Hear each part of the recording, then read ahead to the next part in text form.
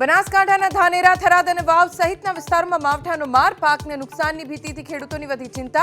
2 દિવસ બાદ ઠંડીનું જોર વધવાની હવામાન વિભાગની આગાહી।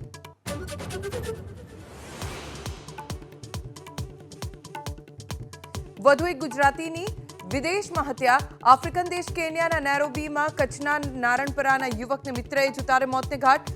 જમીનના સોદાના બહાને લઈ જઈ હત્યા કર્યાનો ખુલાસો। जीएसटी चोरी और बोगस बिलिंग ने लई कौभांडीओ सामे सौ प्रथमवार गुजसी टोक हेठळ कार्यवाही। भावनगर पोलीसे 20 मांथी 14 कौभांडीओनी करी धरपकड़।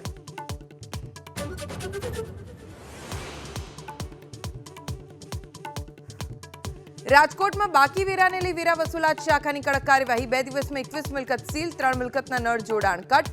कार्यवाही बाद जमा थया 46 लाख।